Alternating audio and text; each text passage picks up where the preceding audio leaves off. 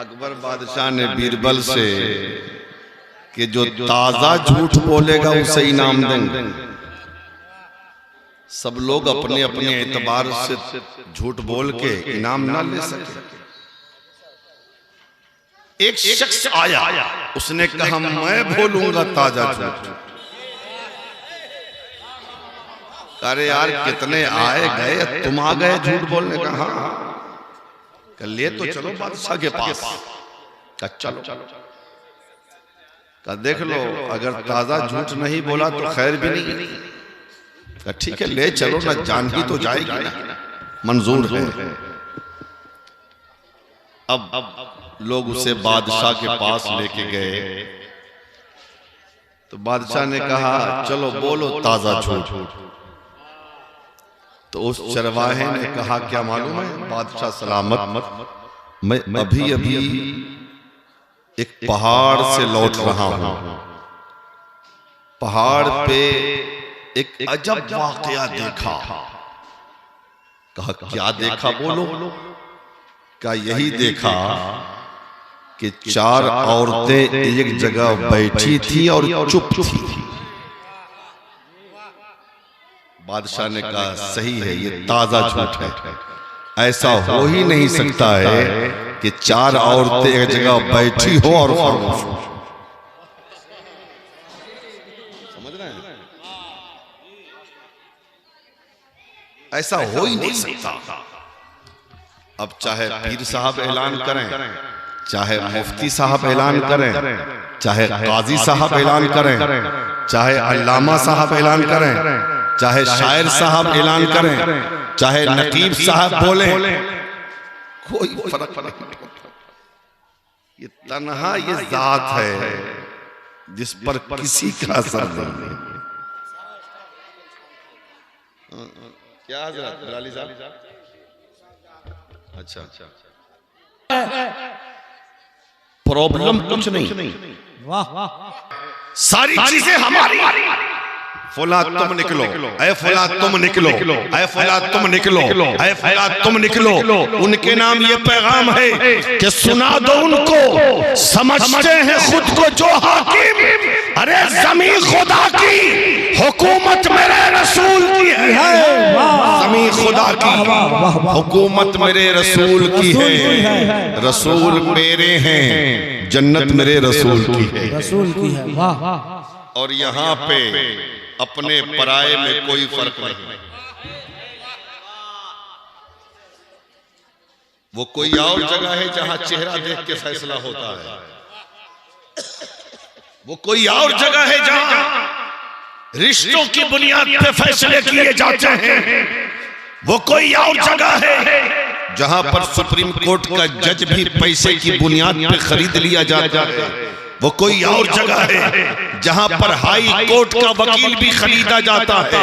वो कोई और जगह है जहां सारी चीजों को खरीद लिया जाता है। लेकिन ये वो जगह जहां फैसला चेहरा की बुनियाद पर नहीं, हक्कानियत की बुनियाद पे होता है, सदाकत की बुनियाद पे होता है। यहां पर अपने पराये में कोई फर्क नहीं। मुनाफिकों, ये अदालत मेरे रसूल की है। मुनाफिकों, ये अदालत मेरे रसूल की है। बहुत तेजी के साथ दुआ करें कि जो मैं बोलना चाह रहा हूं वो आप तक पहुंचा दूं। बस शांति बनाए रखें आप, ठीक है? इंसान दुनिया में 2 चीजों से ज्यादा मोहब्बत करता है। एक माल है और दूसरी चीज औलाद। माल की हालत यह है कि गर्मी ठंडी के मौसम में फज्र की नमाज के लिए मस्जिद जाना पार नहीं लगता। लेकिन अगर किसी ने खबर दे दिया कि सीवान स्टेशन पे सुबह के 4 बजे जनवरी के महीने में जाओगे तो 50,000 रुपया मिलेगा। न ठंडी का डर, न कोहरे का खौफ, न जान की परवाह। 4 तो 4 3 बजे से जाके बैठेगा। कि कहीं दूसरे का नंबर न आ जाए। माल से इंसान मोहब्बत करता है और माल कमाने के लिए इंसान दिन रात मेहनत करता है, दिन रात कोशिश करता है, दिन रात भाग दौड़ करता है। नतीजा ये निकलता है, एक बिल्डिंग बनाता है, दूसरी बिल्डिंग की फिक्र सताती है, दूसरी बनाता है, तीसरी की फिक्र लगी रहती है, तीसरी बनाता है, चौथी की फिक्र लगी रहती है, चौथी बनाता है, पांचवी की फिक्र लगी रहती है। एक गाड़ी खरीद लिया, दूसरी गाड़ी खरीदने की ललक है, दूसरी खरीद लिया, तीसरी की आरज़ू है, तीसरी खरीद लिया, चौथे की तमन्ना है, चौथी खरीद लिया, पांचवे की तमन्ना है, एक कट्ठा जमीन खरीद लिया, दूसरे कट्ठे की लालच है, दूसरा कट्ठा खरीद लिया, तीसरे कट्ठे की आरज़ू है, तीसरा कट्ठा खरीद लिया, चौथा कट्ठा खरीदना चाहता है, चौथा खरीद लिया, पांचवा खरीदना चाहता है। और जब अमीर बन जाता है तो इंसान दावा करता है ये जमीन हमारी है, ये दौलत हमारी है, ये कोठी हमारी है, ये बिल्डिंग हमारी है, ये गाड़ी हमारी है। अब रही औलाद की बात, अल्लाह इंसान को जब औलाद देता है, इंसान कहता है ये बेटा हमारा है, ये बेटी हमारी है। माँ बाप अपनी औलाद से इस कदर मोहब्बत करते हैं, अगर बेटा लंगड़ा भी हो वो भी बाप की आंखों का तारा है, अगर लूला भी हो वो भी माँ के राज, माँ के दिल का राज दुलारा है, अगर वो काना भी हो वो भी दिल का सहारा है, अगर वो काला भी हो माँ बाप के लिए वही चांद है, वही सूरज है, अगर वही तो काला भी हो वही बुढ़ापे का सहारा बनता है। और इंसान कहता है ये बेटा मेरा है, ये बेटी मेरी है। लेकिन मुसलमानों आओ कुरान से पूछते हैं, कुरान तू बताओ इस माल की हकीकत क्या है और औलाद की हकीकत क्या है? तो कुरान कहता है क्या इंसान तुमने जिस माल को अपना माल कहा, जिस दौलत को अपनी दौलत कहा, जिस बिल्डिंग को अपनी बिल्डिंग कहा, जिस औलाद को अपनी औलाद कहा, जिस बेटे को तुमने अपना बेटा कहा, जिस बेटी को तुमने अपनी बेटी कहा, ये वक्ती तौर पे तुम्हारे दे दिया गया, लेकिन जब वक्त आएगा ये अमानत तुम्हें वापस करनी होगी। अब इंसान सोच में पड़ेगा और कहेगा मौला फिर तूने दिया क्यों? तो रब कहता है कुरान में ये माल भी तुम्हारे लिए इम्तिहान है, ये औलाद भी तुम्हारे लिए इम्तिहान है। नारे तकबीर, नारे रिसालत, फरोगे इस्लाम कॉन्फ्रेंस, नारे तकबीर। अल्लाह ने माल दिया है तो इम्तिहान लेने के लिए, अल्लाह ने औलाद दिया है तो इम्तिहान लेने के लिए। अगर अल्लाह ने माल दिया है, एक एक पैसे का आपको हिसाब देना होगा, एक एक रुपए का हिसाब देना होगा, कहाँ कहाँ खर्च किया है। मुसलमानों अगर दीन के काम में आपने खर्च किया, अच्छे कामों में आपने खर्च किया, शरीयत के कामों में आपने खर्च किया, मदरसे के ताउन में आपने खर्च किया, मस्जिद की तामीर में आपने खर्च किया, गरीबों की मदद में आपने खर्च किया, उस पैसे से किसी भूखे को खाना खिला दिया, किसी नंगे को कपड़ा पहना दिया, किसी बेवा के सर पर दुपट्टा ओढ़ा दिया, किसी गरीब की बच्ची की शादी में ताउन कर दिया, किसी मदरसे के बच्चे को मेहमान बनाकर खिलाया और उलमा का एहतराम किया, अपने इमाम को नजराना दिया, अपने उस्ताद को नजराना दिया, अपने मदरसे के मुदर्रिस को नजराना दिया, तो सुन लो ये पैसा तुम्हारी मग़फ़िरत का जरिया बनेगा।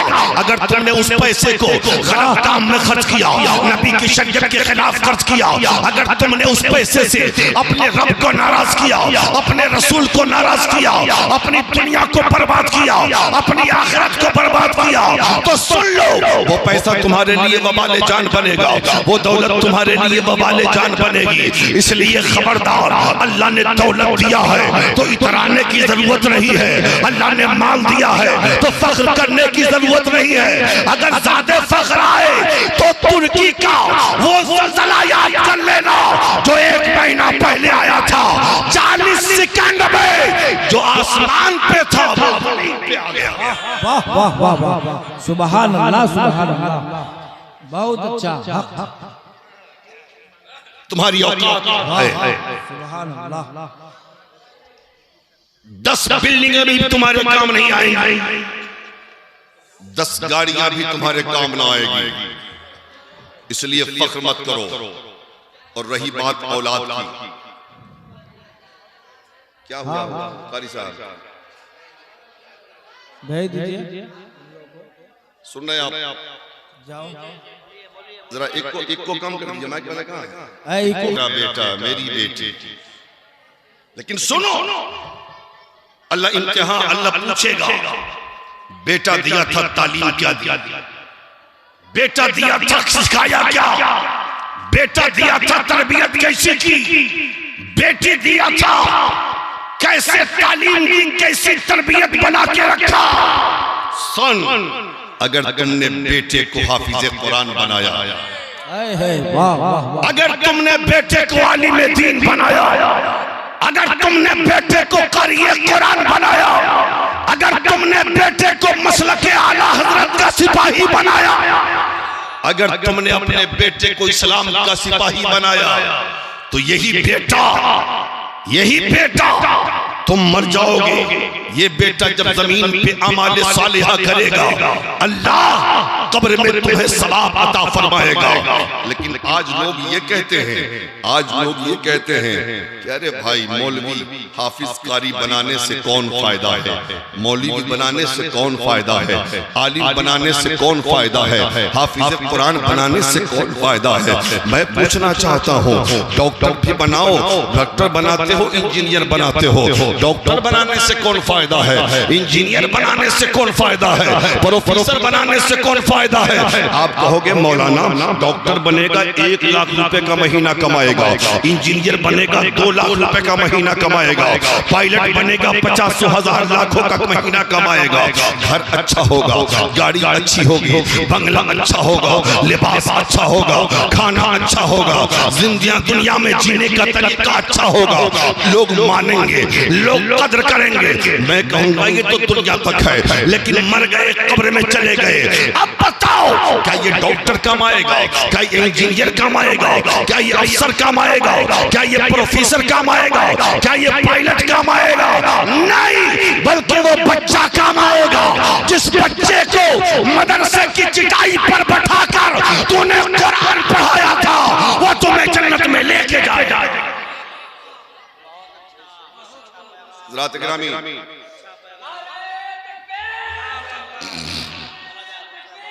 अल्लाहु अकबर, या रसूल अल्लाह,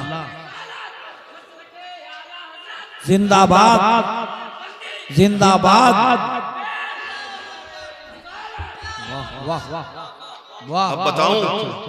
अब बताऊं हाफिज कुरान जब कोई बाप अपने बेटे को बनाता है, उसको कितना बड़ा फायदा मिलता है। एक अल्लाह का वली कब्रिस्तान से गुजर रहा था, देखा कब्रिस्तान है, कब्र वाले हैं, सोचा कि खड़े होकर कुरान पढ़ दूं। 3 मरतबा सूरह इखलास पढ़ा और पढ़ने के बाद कब्र वालों के नाम साले सवाब कर दिया। उसके बाद वो अल्लाह वाले तो चले गए, लेकिन 3 मरतबा सूरह इखलास पढ़ने का सवाब अल्लाह ने इतना अता फरमाया कि कब्र वाले अपनी कब्रों से उठ कर वो सवाब तकसीम करने लगे, आपस में बांटने लगे। 1 हफ्ते के बाद वो अल्लाह का वली फिर उसी कब्रिस्तान के रास्ते से लौटता है, तो देखा कि कब्र वाले आपस में झगड़ रहे हैं, देखा कब्र वाले आपस में लड़ रहे हैं। अल्लाह के वली ने पूछा, क्यों लड़ते हो? क्या हुजूर लड़ नहीं रहे हैं? फिर क्या कर रहे हो? हुजूर 1 हफ्ता पहले आप जब इधर से गुजरे थे ना, तो 3 मरतबा सूरह इखलास पढ़ के आपने हमारे नाम से इसाले सवाब किया था, तो अल्लाह ने इतनी नेकियां अता फरमाई कि 1 हफ्ते से हम उस सवाब को तकसीम कर रहे हैं, लेकिन वो सवाब अभी तक खत्म नहीं। जोर से बोले सुभान अल्लाह, सुभान अल्लाह। वो सवाब अभी तक तकसीम नहीं हुआ। अच्छा, उन्हीं कब्र वालों में एक कब्र वाले को देखा कि सब तो सवाब आपस में बांट रहे हैं, लेकिन वो कब्र वाला आराम से अपनी कब्र में सोया हुआ है, उसको कोई फिक्र ही नहीं, कोई चिंता ही नहीं, नो टेंशन। अल्लाह वाले ने पूछा कि जरा उससे तो पूछो, वो नहीं आया? क्या नहीं, वो नहीं आया, एक दिन भी नहीं आया, एक दिन भी नहीं आया। तो जाके जरा पूछ किया तो क्यों नहीं आया? क्या उससे कब्र में सवाब नहीं चाहिए? क्या उससे कब्र में नेकियां नहीं चाहिए? पूछ। लोग गए पूछने, क्या खैरियत? तो तुम्हें नहीं चाहिए सवाब? का नहीं, मुझे नहीं चाहिए। का क्यों? अब जवाब सुनो। का मियां तुम्हें इसलिए चाहिए कि तुमने मरने से पहले कब्र का इंतजाम नहीं किया था। वाह वाह वाह वाह वाह। मरने से पहले कब्र का इंतजाम नहीं किया था। वाह अल्हम्दुलिल्लाह मैं मरने से पहले अपने बेटे को हाफिज कुरान बना के आया। सुभान हाफिज कुरान बना के शहर में खुला जगह पे मेरे बेटे का होटल है और रोजाना जब वो होटल खोलता है काउंटर पे बैठता है तो वो कुरान की तिलावत शुरू करता है और रात में जब वो होटल बंद करता है तो कुरान की तिलावत मुकम्मल करता है और बंद करने के बाद वो मेरे नाम से पूरा कुरान भेज देता है, मेरी रूह को इसाले सवाब करता है। अब बताओ जिसका बेटा रोजाना पूरा कुरान अपने बाप के नाम से पढ़ के सवाब पहुंचाता हो उसे किसी दूसरे सवाब की जरूरत क्या है? वाह वाह वाह। अल्लाह अल्लाह। देख लिया आपने हाफिज कुरान बनाया, फायदा कितना हुआ। जिंदगी का तो कोई ठिकाना नहीं, 50 साल जिएगा कि 70 साल जिएगा कि 80 साल, लेकिन जाना तो एक दिन है। लेकिन कब्र में तो एक लंबी जिंदगी रहना है, पता नहीं कब तक रहना पड़ेगा, कयामत तक सोना पड़ेगा। और उसमें आराम जो दे बेटा, वही बेटा कामयाब होगा ना, वही बेटा अच्छा होगा ना। लेकिन हजरात गौर से सुन, बात समझ में आ रही है? बात समझ में आ रही है? कोई प्रॉब्लम तो नहीं? मैं नहीं कहता कि डॉक्टर मत बनाइए, मैं नहीं कहता कि प्रोफेसर मत बनाइए, मैं नहीं कहता कि इंजीनियर मत बनाइए, पायलट मत बनाइए। अपने बेटे को प्रोफेसर भी बनाइए, अपने बेटे को इंजीनियर भी बनाइए, अपने बेटे को पायलट भी बनाइए, अपने बेटे को अफसर भी बनाइए, अपने बेटे को डॉक्टर भी बनाइए। लेकिन उन चीजों के साथ साथ अपने बेटे को दीनदार बनाइए, अपने बेटे के अंदर दीन लाइए, अपनी औलाद के अंदर दीनदारी लाइए, अपने घर में दीनदारी लाइए। लेकिन सुने, सिर्फ दीनदारी नहीं, सिर्फ दीनदारी नहीं, इसलिए कि बहुत सारे अपने आप को दीनदार और नमाजी कहने वाले, न उनकी नमाज काम आती है, न उनका रोजा काम आता है, न उनके हज, न उनके ज़कात, न उनकी दाढ़ियां, न उनकी टोपियां, न उनकी तिलावत। सिर्फ दीन नहीं, बेटे को दीनदार बनाने के साथ साथ अपने बेटे को आशिक रसूल बनाइए। वाह, यही वो पैगाम है, अपने बेटे को आशिक रसूल बनाइए। क्यों? इसलिए कि डॉक्टर गुमराह हो सकता है, इंजीनियर गुमराह हो सकता है, प्रोफेसर गुमराह हो सकता है, अफसर गुमराह हो सकता है, मौलवी गुमराह हो सकता है, मुफ्ती गुमराह हो सकता है, पीर गुमराह हो सकता है। अरे हो सकता नहीं बल्कि हो गए। कितने डॉक्टर गुमराह हो गए, कितने प्रोफेसर गुमराह हो गए, कितने इंजीनियर गुमराह हो गए, कितने अफसर गुमराह हो गए, कितने पायलट गुमराह हो गए, कितने मौलवी गुमराह हो गए, कितने मुफ्ती गुमराह हो गए, कितने पीर गुमराह हो गए। तो ये गुमराह हो सकते, लेकिन जो आशिक रसूल होगा वो गुमराह नहीं हो सकता। तो जब तुम्हारा बेटा इंजीनियर भी बनेगा, आशिक रसूल भी बनेगा, डॉक्टर भी बनेगा, आशिक रसूल भी बनेगा, प्रोफेसर भी बनेगा, आशिक रसूल भी बनेगा, पायलट भी बनेगा, तो आशिक रसूल भी बनेगा, तो दुनिया के जिस कोने में जाएगा वो अपना काम भी करेगा और नबी के इश्क का चर्चा भी करेगा, उसका ईमान भी बचेगा, उसका अकीदा भी बचेगा। वाह वाह वाह वाह। सुनो, जब आशिक होगा ना तो तुमने उसको आशिक बनाया ना, तो उसके इश्क का सवाब तुम्हें भी मिलेगा। अब आप कहोगे मौलाना आशिक बनेगा कैसे? सुने मेरी माँ बहनों, तुम सुनो, आज तकरीर तुम पर ही है मेरी, बहुत माला तुम लोगों ने पहनाया है, समझ रहे हैं? आशिक बनेगा कैसे? ए मोबाइल वाला, सब एक साइज का नहीं, सब जनवरी है या सब फरवरी है? जनवरी फरवरी तो ऊपर नीचे हो जाएगा ना। आशिक बनेगा कैसे मुखिया जी? आशिक बनेगा कैसे? नुस्खा दे रहा, बहुत आसान नुस्खा है आशिक बनने का। अपने बच्चों के दिल में इस बात को डाले कि वो मुस्तफा पर दुरूद पढ़े, अपने बच्चों को नबी पर दुरूद पढ़ने का आदी बनाएं और उनको बताएं कि बेटा जब मुस्तफा पर दुरूद पढ़ोगे तो गुंबदे खजरा से रिश्ता मजबूत होगा और तुम्हारा सीना मदीना होगा और तुम्हारे सीने में मुस्तफा जलवागर होंगे। तुम्हारी दुनिया भी कामयाब होगी, तुम्हारी आखिरत भी। ये तरीका है ना आशिक रसूल बनाने का। नहीं तो इन बच्चों को क्या पता कि इश्क किस चीज का नाम है, मोहब्बत किस चीज का नाम है, प्यार किस चीज का नाम है। ये जिम्मेदारी है माँ बाप की, ये जिम्मेदारी माँ बाप की कि वो अपने बच्चों को आशिक रसूल बनावे और आशिक रसूल बनाने के लिए दुरूद पाक का आदी बनावे। हजरात एक बात याद आ रही है, अगर आप कहें तो कह दूं, जरा जोर से बोले या रसूल अल्लाह, मोहब्बत से बोल दें। काहे को इतना आहिस्ता बोल रहे हैं? या रसूल अल्लाह बोलना, अरे यही या रसूल अल्लाह बोलना तो कब्र में काम आएगा। यही या रसूल अल्लाह बोलना तो कब्र में काम आएगा। और आप कहते हैं या रसूल अल्लाह आहिस्ते से ठनक के बोलिए, सीना पे चढ़ के बोलिए। उन लोगों के जो कहते हैं या रसूल अल्लाह नहीं कहना चाहिए, है ना? बोलिए मोहब्बत से या रसूल अल्लाह बोलिए। एक किताब है दुरूद शरीफ, सुनिए मेरी माँ बहनों तुम भी सुन लो। एक किताब है दुरूद शरीफ की, नाम सुन लो, नाम याद रखना। लोग पूछे कि जलसे में क्या सुन के आया, तो कम से कम किताब का नाम भी तो बता दो।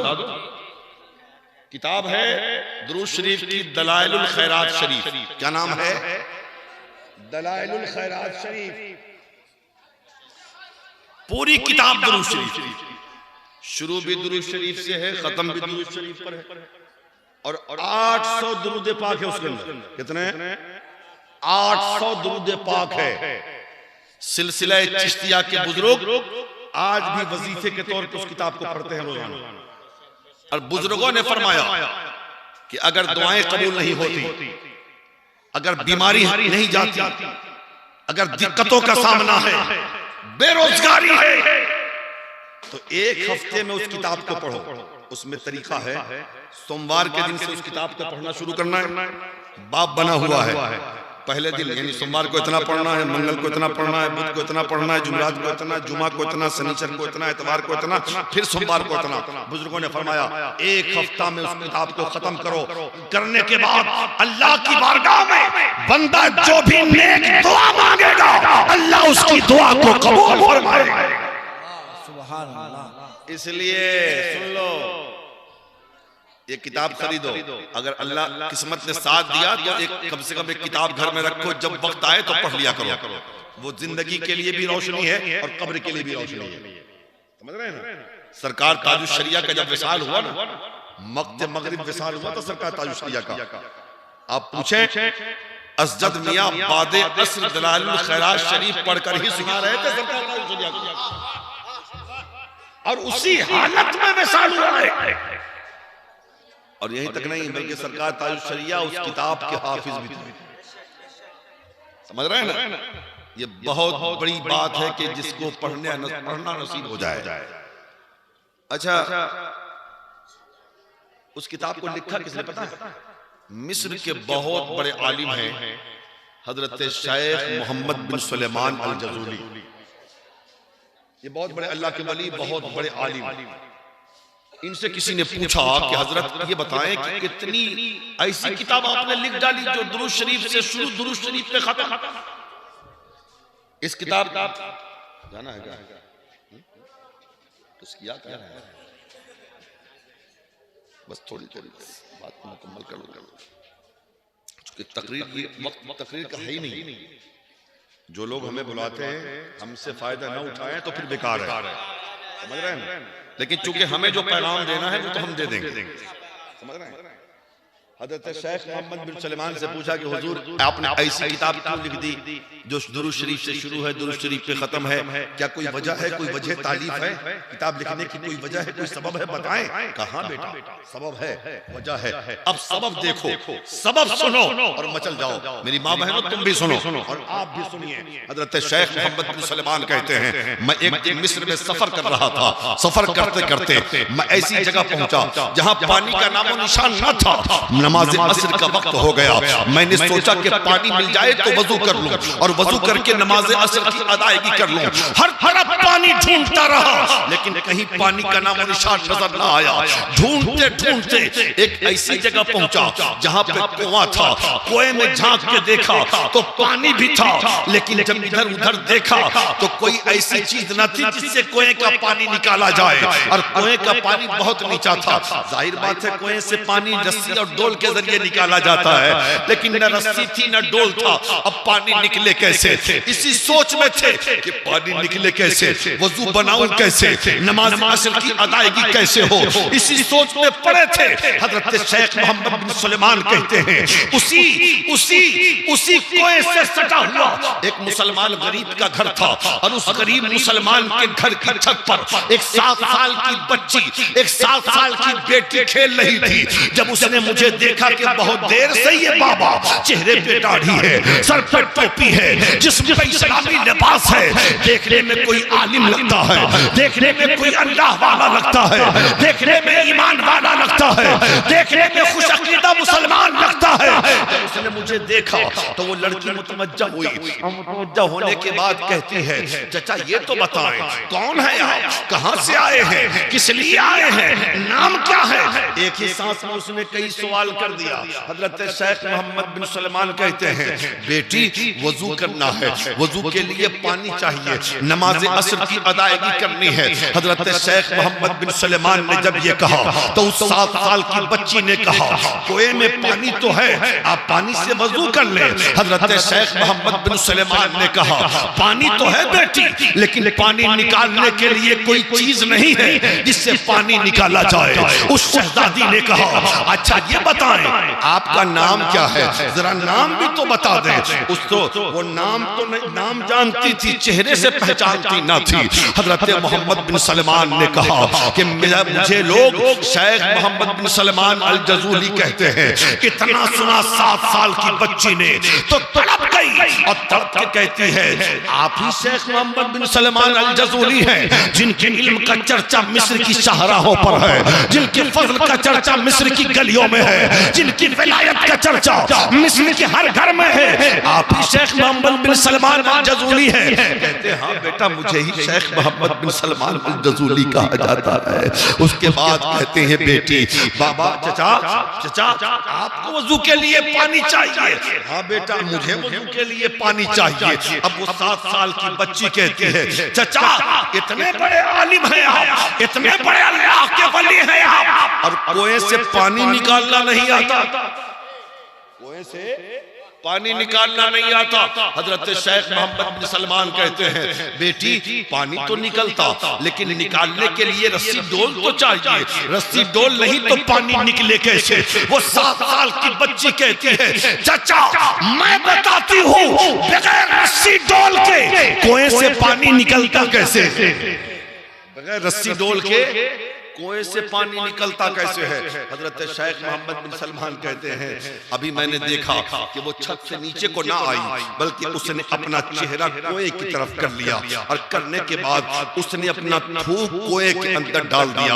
हजरत शेख मोहम्मद बिन सलमान अल जजूली कहते हैं उस थूक का पड़ना था कि मेरी नजर ने देखा कि कुएं का पानी उछल कर ऊपर से बहने लगा, चश्मे की तरह जारी हो गया। वो 7 साल की बच्ची कहती है चाचा बगैर रस्सी डोल के कुएं से पानी ऐसे निकला करता, जोर से बोले, बगैर रस्सी डोल के कुएं से पानी ऐसा निकला करता है। जाएं वजू कर लें। हजरत शेख कहते हैं कि मैं तो सर पकड़ के बैठ गया, एक तरफ इसकी उम्र छोटी सी देखता हूँ, 7 साल की बेटी की उम्र क्या होती है? हमारे घरों में भी 7 साल की बच्चियां हैं, उनकी उम्र क्या होती है? एक तरफ उसकी उम्र देखता हूँ, उसका ये बड़ा कारनामा एक तरफ देखता हूँ, समझ में नहीं आता कि इतना बड़ा मकाम इसे कहां से मिल गया, इतनी बड़ी दौलत यहाँ से कहां से मिल गई, इतना बड़ा मर्तबा कहां से इसे मिल गया कि इसके थूक में अल्लाह ने इतनी बरकतें रखी है कि इसने कुएं में थूक डाला है तो कुएं का पानी उछल कर ऊपर को आ गया। हजरत शेख कहते हैं कि बेटी बता दे इतना ऊंचा मकाम, मैं तो वजू करूंगा बाद में, लेकिन बता तुझे इतना ऊंचा मकाम कहां से मिल गया। वो बच्ची कहती है चाचा इतने बड़े आलिम है ये भी नहीं जानते, इतने बड़े आलिम ये भी नहीं जानते। कहा बेटी मैं जानू या न जानू तुम तो बता दे मुफ्ती साहब। अब वो बच्ची कहती है चाचा मेरी छोटी उम्र मत देख, मेरा बड़ा वजीफा देख, मेरी नन्ही सी उम्र मत देखिए, मेरा बड़ा वजीफा देखिए। बच्ची कहती है चाचा मेरा वजीफा बहुत बड़ा है। कितना बड़ा है तेरा वजीफा, बता दे क्या वजीफा पढ़ती है तू। अब वो 7 साल की बेटी ने जो कहा ना, यहां भी बहुत सारी 7 साल की बेटियां होंगी, वो 7 साल की बेटी ने जो कहा ना, दिल थाम के सुन लो मेरे भाई। 7 साल की बच्ची ने कहा चचा जब से मैंने होश संभाला है मेरी माँ ने मुझे नबी पर दुरूद पढ़ना सिखाया, और जब मैं सीख गई तब से लेके आज तक हर लम्हा मुस्तफा पर दरूद भेजती हो, हर घड़ी मुस्तफा पर दरूद भेजती हो। रात में मुस्तफा पर दरूद, सुबह में मुस्तफा पर दरूद, दोपहर में मुस्तफा पर दरूद, शाम को मुस्तफा पर दरूद, हर लम्हा मुस्तफा पर दरूद। नतीजा ये है मेरा हर वक्त मुस्तफा पर दरूद पढ़ने में गुजरता है। दरूद पढ़ते पढ़ते मेरा सीना मुस्तफा का मदीना हो गया, मेरा कनेक्शन गुंबदे खजरा से मजबूत हो गया। तो अल्लाह ने इतना ऊंचा मकाम दिया है ये दरूद पाक पढ़ने की बरकत है। चाचा जाएं वजू कर लें। अब वो चले वजू करने के लिए ना, तो आधे रास्ते पे पहुंचे तो बच्ची ने फिर आवाज दिया, घबराए मत, मैं सलाम पढ़ ले रहा हूं, मत घबराए। आधे रास्ते से उस बच्ची ने बुलाया, अब बुला के कहा चचा एक बात पूछूं? कब पूछो बेटा। का चचा जरा ये तो बताएं वो कौन है? सवाल सुनिए। उस बच्ची का सवाल अल्लाह के बहुत बड़े अल्लाह के वली से, एक आलिम दीन से। वो बच्ची सवाल करती है चचा वो कौन है जिन पर दुरूद पढ़ने से अल्लाह इतना ऊंचा मकाम देता है? क्या आप उन्हें पहचानते हैं? क्या आप उन्हें जानते हैं? अल्लाह अल्लाह, इस सवाल पे तो कुर्बान जाएंगे। वो कौन है जिन पर दुरूद पढ़ने से अल्लाह इतना ऊंचा मकाम देता है? हजरत शेख कहते हैं बेटा मैं जानता तो उनको जरूर हूं, लेकिन लगता है तुम मुझसे ज्यादा उन्हें पहचानती है। तू बता दे वो कौन है, जरा जोर से बोले, तू बता दे वो कौन है। तो वो 7 साल की बच्ची कहती है चचा बता दूं कौन है? हाँ बेटा बता दे कौन है। बता दूं कौन है वो? हाँ बेटा बता दे कौन है। बता दूं कौन है वो? हाँ बेटा बता दे कौन है। अब वो 7 साल की बच्ची कहती है चचा वो रहमत वाले मुस्तफा हैं, वो करीम मुस्तफा हैं, वो मुस्तफा जाने रहमत हैं जो जंगलों में चले जाते हैं तो जंगलों के दरिंदे भी अपनी झाड़ियां छोड़कर जिनके दामने रहमत से लिपट जाया करते हैं, दामने करम से वाबस्ता हो जाया करते हैं। वो रहमत वाले मुस्तफा हैं, वो करीम नबी हैं। अल्लाह अल्लाह, उन पर दुरूद पढ़ने से अल्लाह इतना ऊंचा मकाम देता है। हजरत शेख कहते हैं मैंने उसी वक्त खड़े होकर ये तहैया कर लिया, ऐसी किताब लिखूंगा जो शुरू भी दुरूद शरीफ से हो, खत्म भी दुरूद शरीफ पर। और ताज्जुब की बात यह है कि उस किताब में वो दुरूद शरीफ भी दर्ज है जो वो बच्ची पढ़ती है। इसलिए अल्लाह तौफीक देना, तो इधर उधर के चक्कर में मत रहो। बाबाओं को 5000 रुपए की तावीज के लिए 5000 रुपए मत दो। अगर देना हो तो मस्जिद के इमाम को पैसे दो और उनसे तावीज लो। देना हो तो मदरसे के उस्ताद से तावीज लो, उनको पैसे दो।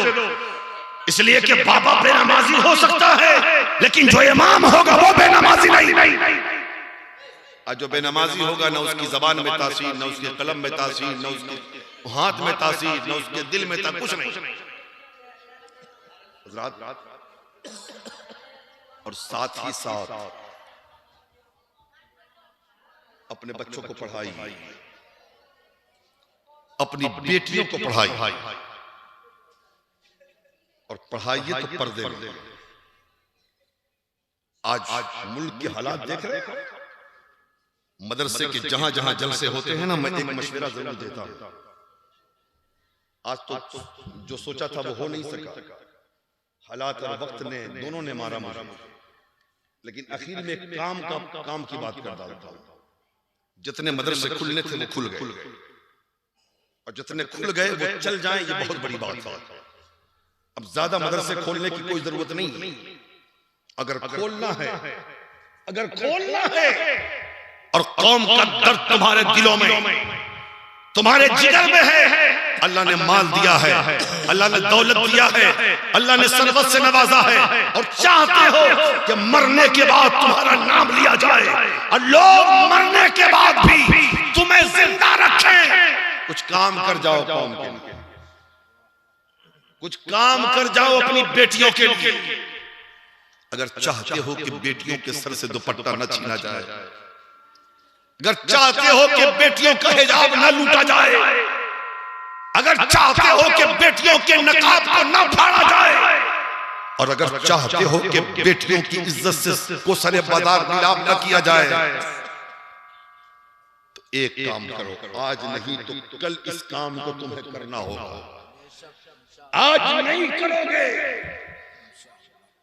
कल मजबूर होकर तुम्हें करना होगा। वो काम क्या है? लड़कियों का स्कूल खोलो, बेटियों के लिए कॉलेज खोलो। अब फौरन तो ये सब नहीं होगा ना। अगर कम लोग हैं, छोटा मोहल्ला है, तो नर्सरी से 5 तक का स्कूल खोलो। फिर मेहनत करके तरक्की दो, फीस भी लो, पैसे भी लो, टीचर्स रखो, पढ़ाओ, अपना सिलेबस, अपना कानून, अपनी पढ़ाई, अपनी बच्ची, अपनी इमारत, अपना सब कुछ, अपना ड्रेस। फिर हमारी बेटियां नकाब में जाएंगी पढ़ने, हमारी बेटियां हिजाब में जाएगी पढ़ने, हमारी बेटियां दुपट्टे में जाएगी पढ़ने, हमारी बेटियां चेहरा ढक के जाएंगी पढ़ने। कोई नहीं होगा जो कहेगा हिजाब हटाओ तब स्कूल में आओ, कोई नहीं होगा जो कहेगा पर्दा हटाओ तब स्कूल में आओ, कोई ना होगा जो कहेगा नकाब हटाओ तब स्कूल में आओ। आज हमारी बेटियों के सरों से जो दुपट्टे छीने जा रहे हैं, या नकाब हटाया जा रहा है, या हिजाब को उतरवाया जा रहा है, ये जानते हैं कि ये मुसलमान मजबूर है। इनके पास ना स्कूल है, इनके पास ना कॉलेज है, इनके पास ना यूनिवर्सिटी है। या तो अपनी बच्चियों को ये जाहिल रखेंगे, या नहीं तो अपनी बच्चियों को ये हमारे पास लाएंगे तो इनको दुपट्टा हटा के लाना होगा, हिजाब हटवा के लाना होगा, नकाब हटा के लाना होगा। और जब ऐसा मामला होगा तो हमारा मकसद पूरा हो जाएगा। लेकिन आज हालात क्या है, बुरा मत मानिएगा, नश्तर तो जो लगाता है वो दुश्मन नहीं होता।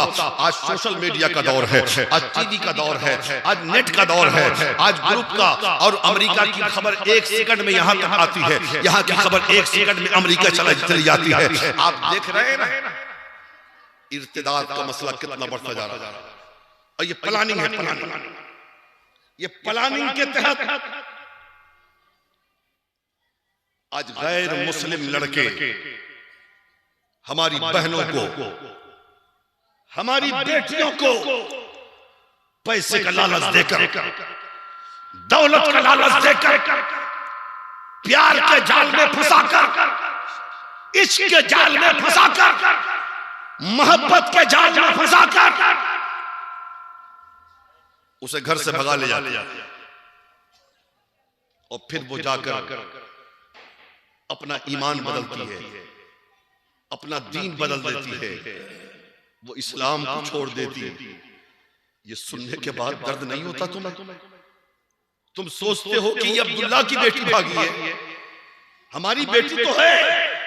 मैं कहता हूं कौम की एक बेटी पूरे समाज की बेटी होती है। ये ना कहेगा कोई कि अब्दुल्ला की बेटी भागी, अब्दुल रहमान की बेटी भागी, यूसुफ की बेटी भागी, लोग कहेंगे मुसलमान की बेटी भागी। अच्छा बताओ, जो बेटी जिस पेट से पैदा हुई वो माँ भी तो मुसलमान थी ना, जिस माँ का उसने दूध पिया वो भी मुसलमान थी ना, जिस बाप ने अपने प्यार से उस बेटी को पाला वो भी मुसलमान है। मुसलमान के घर में वो आंख खोली, नबी का कलमा पढ़ा, मुस्तफा पर दुरूद पढ़ा, अली बातात से उन्होंने पढ़ाई शुरू की, कुरान की तिलावत हुई, बड़ी हुई तो नमाज भी पढ़ी। लेकिन एक दिन जब सुनने को मिलता है वो बेटी चली गई, मुर्तदा होकर गैरों के पास चली गई, क्या दिल दुखता नहीं? क्या सीना कटता नहीं कि हमारी बेटी ने अपना रिश्ता बदे खदरा से तोड़ लिया, उस शाफे महशर से तोड़ लिया जिसके शफाअत कर मैदान महशर में भी काम आएगी, कब्र में भी काम आएगी। अच्छा ये बताओ गलती किसकी? क्या माँ बाप की गलती नहीं? क्या घर वालों की गलती नहीं? सारी गलतियां माँ बाप की होती हैं। इतना प्यार मत करो अपनी औलाद से कि तुम्हारी औलाद तुमको छोड़ के चली जाए। इतनी मोहब्बत मत करो अपनी बेटियों से कि तुम्हारी बेटियां तुम्हें छोड़कर चली जाए। मोहब्बत भी करो, उनकी तरबियत भी करो। और ये सब हो क्यों रहा? वजह क्या है? सिर्फ इसलिए कि हमारे घर में दीन नहीं है, हमारे घर में मुस्तफा का कानून नहीं, हमारे घर में नबी की शरीयत नहीं। एक भाई अपनी बहन को गाने की किताब लाके देता है, एक बाप अपनी बेटी को नादिल लाके देता है, एक चचा अपनी भतीजी को कहानी की बुक लाके देता है। काश कोई बाप अपनी बेटी को सीरत के खातून जन्नत की किताब भी लाके दिया होता, जनाब आयशा की सीरत की किताब लाके दिया होता, ज़ैनब पाक की सीरत की किताब लाके दिया होता, और बाप कहता बेटी पढ़, ये सैयदा की सीरत की किताब है, इसमें सैयदा का जिक्र पढ़, ताकि मालूम हो जाए नबी की बेटी ने बचपना कैसे गुजारा, नबी की बेटी ने जवानी कैसे गुजारी, नबी की बेटी शादी से पहले अपने बाबा के घर कैसी रहती थी, और नबी की बेटी बाद शादी अपने शौहर हजरत अली के घर कैसे रहती थी, ताकि तुम्हें मालूम हो जाए खातून जन्नत फातिमा ज़हरा ने अपने हसनैन की तरबियत कैसे की है। लेकिन किताबी नहीं है तो पढ़ेगी कहां से? है ना, है ना? तो मेरी माँ बहनों, अपनी बेटियों को सिखाओ। बैठो ना तो भंकसबाजी मत करो, बस 5 मिनट आओ। औरतें जब बैठती है ना तो बेटी भी अपनी माँ से फरमाइश करती है, हमको ये नथ चाहिए, हमको ये टीका चाहिए, हमको गले में सिकरी चाहिए, तो हाथ में ये चाहिए, तो पैर में ये चाहिए। अम्मा भी अपना इधर उधर की बातें करती रहती हैं। काश काश सब दे दो अपनी बेटी को, लेकिन साथ में कम से कम सैयदा की हया का सदका भी दे दो, ज़ैनब की हया का सदका भी दे दो। ये सबसे बड़ा जहेज होगा तुम्हारी बेटी का। समझ रहे हैं ना? तो कहने का मकसद ये है कि ऐसे स्कूल खोले जाएं जो बच्चियों के लिए, हॉस्टल नहीं, बस स्कूल। आहिस्ता आहिस्ता कोशिश करें। अल्हम्दुलिल्लाह दुआ करें।